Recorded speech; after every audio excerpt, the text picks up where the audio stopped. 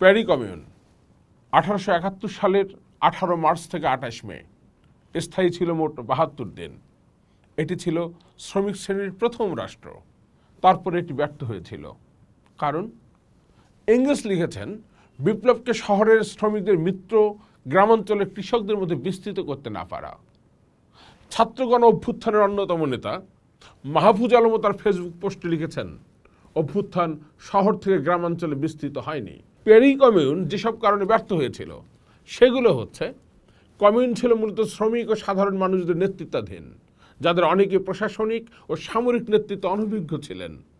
বিপ্লবীদের একটি অংশ ছিল উদারপন্থী ও আরেকটি ছিল রেডিক্যাল। ফলে সিদ্ধান্ত গ্রহণে দ্বিধাদ্বন্দ্ব তৈরি হয়। দ্বিতীয়ত, বিপ্লবীদের যতটা কঠোর হওয়ার দরকার ছিল তারা ততটা ছিলেন না। উল্টো ফ্রান্সের তৎকালীন থিয়ারের নেতৃত্বে ক্ষমতাচ্যুত সরকার ভেরসাই অবস্থান নিয়ে সেনাবাহিনী পুনর্গঠন করে। এই বাহিনী পরবর্তীতে প্যারিসে আক্রমণ করে এবং রক্তাক্ত সপ্তাহে 30,000 কমিউনারকে হত্যা করে। 3. গোটা ইউরোপ কমিউনারদের বিপক্ষে সশস্ত্রভাবেই দাঁড়ায়। 4. শুরু থেকেই প্যারিসকে অবরুদ্ধ করে। শহরের শ্রমিকদের সাথে গ্রামের কৃষকদের মৈত্রী গড়ে তোলা সম্ভব হয়নি। ভেরসাই বাহিনী ও প্রুশিয়ানদের দ্বারা ঘেরাওয়ের কারণে ফ্রান্সের কৃষকরা তাদের পাশে এসে দাঁড়াতে পারেনি। এছাড়াও কমিউন ছিল পৃথিবীর প্রথম সমাজতান্ত্রিক বিপ্লবের অভিজ্ঞতা। সমাজ তখনও পুরোপুরি প্রস্তুত ছিল না। মার্কসের ভাষায় অপরিণত প্রলেতারীয় বিপ্লব। ফ্রেডারিক এঙ্গেলস ও কার্ল মার্কস প্যারি কমিউনের ব্যর্থতার মূলত দুটি কারণ লিখেছেন। একটি, শহরের শ্রমিকদের সাথে গ্রামের কৃষকদের মৈত্রী গড়ে তুলতে না পারা এবং বিপ্লবীদের আরও কঠোর হতে না পারা। অন্যদিকে লেনিনদের বলশেভিক পার্টি অভ্যুত্থানের মাধ্যমে বিপ্লবের পর শহর থেকে গ্রামাঞ্চলে বিস্তৃত করতে পেরেছিলেন। অথচ 12টি দেশের সহযোগিতায় বড় কৃষকরা বিপ্লবকে সশস্ত্রভাবে প্রতিরোধ করেছিল। তবু লেনিনরা পেরেছিলেন। কেন পেরেছিলেন? 24-এর ছাত্রগণ অভ্যুত্থান, পরবর্তীতে প্যারি কমিউন ও অক্টোবর বিপ্লবের মতো একটি বিরোধী শর্ত তাদের ছিল না। সামরিক বাহিনী বিপক্ষে নেই, আন্তর্জাতিক সহায়তাও কম নেই। শহরের সাথে গ্রামের মফস্বলে অভ্যুত্থানের পক্ষে ব্যাপক জাগরণ দেখা গেছে। কোথাও অবরোধ নেই, দমন নেই, বাইরের রাষ্ট্রের আক্রমণও করছে না। সাথে আছে রাষ্ট্রের সমগ্র জনগণের সমর্থন।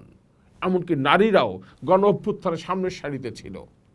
তাহলে এই গণ অভ্যুত্থান শহর থেকে গ্রামাঞ্চলে বিস্তৃত হচ্ছে না কেন? বিপ্লব বা অভ্যুত্থান রক্ষা পায় নেতৃত্ব দানকারীদের মিত্র শক্তির উপর। মিত্র জোটে কর্মসূচির ভিত্তিতে, শত্রু জোটে একই কারণে। 24-এর গণ অভ্যুত্থানের প্রধান কর্মসূচি ছিল ফ্যাসিবাদের উচ্ছেদ। ফ্যাসিবাদ হলো হিংসা বিদ্বেষমূলক, বৈচিত্র্যহীন ও ব্যক্তি স্বাধীনতা বিরোধী অসহিষ্ণু ভাবনাকে বৈধতা দানকারী এমন একটা চেতনা। এই চেতনার পক্ষে সম্মতি আদায় করা হয় সংখ্যাগরিষ্ঠের সাথে সন্ত্রাসের মিশেল ঘটিয়ে। মব কালচার যার আরেক নাম। গণতন্ত্রের শত্রুরাই হচ্ছে ফ্যাসিবাদের বন্ধু। জার্মানিতে ইহুদিদের, কমিউনিস্টদের জীবনকে হত্যাযোগ্য ভাবা হয়েছে। সবই হয়েছে খাঁটি আর্য জাতির নামে।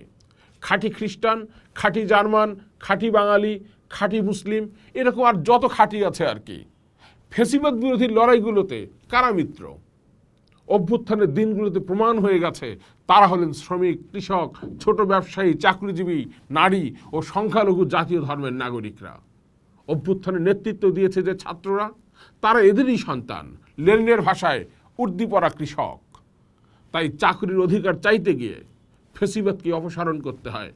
জলবায়ু ঝুঁকিপূর্ণ অঞ্চলে নারীদের কৃষি জমির মালিকানা, বিবিএস এবং ইউএন তার এক যৌথ জরিপে দেখিয়েছে যে এসব অঞ্চলে নারীরা মাত্র 6.89% কৃষি জমির মালিক, যেখানে পুরুষদের মালিকানা 93.11%। গ্রামীণ নারীদের কৃষি জমির মালিকানা, ওয়ার্ল্ড ব্যাংকের ভয়েস টু চয়েস প্রতিবেদনে উল্লেখ করা হয়েছে, গ্রামীণ বাংলাদেশে শুধুমাত্র 13% নারী একক বা যৌথভাবে কৃষি জমির মালিক, যেখানে পুরুষদের হার 70%। মুসলিনী, হিটলার থেকে মোদি, এরা সকলেই মনে করেন নারীর কাজ গৃহে। বড়জোর ডাক্তার ও শিক্ষকতার পেশায়। নারীর মঙ্গল নারীর বদলে তারাই নির্ধারণ করে দিতেন। তাদের তৈরি আদর্শ নারীর মডেলে নারীরা ফিরে যাবে ঘরে আর পুরুষরা কাজ করবে বাইরে। হিটলার মেয়েদের ঘরে ফেরাতে করলেন বেকারত্ব প্রতিরোধ আইন, যে মেয়েটি কাজ থেকে সরে এসে গৃহিণী হতে রাজি থাকত তাকে সুদিন ঋণ দেওয়া হলো। প্রতিটি সন্তানের জন্য 4 ভাগের 1 ভাগ মকুব করা হলো। নারী পুরুষের বিয়ের বয়স কমানো হলো। ইতালিতে মুসোলিনি চার্চের সাথে হাত মিলিয়ে বিবাহ বিচ্ছেদ নিষিদ্ধ করলেন।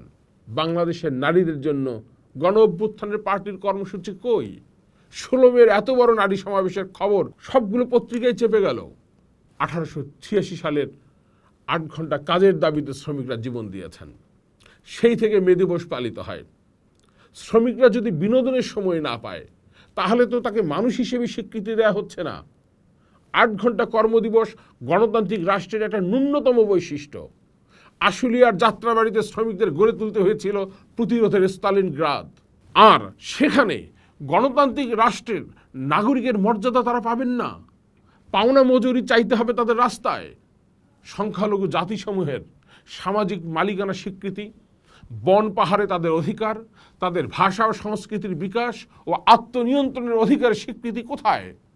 না সংবিধানে, না গণ অভ্যুত্থানকারী শক্তিসমূহের কর্মসূচিতে আছে। পাকিস্তান আন্দোলন ছিল জমির প্রশ্নে, মুক্তিযুদ্ধ ছিল কৃষির প্রশ্নে।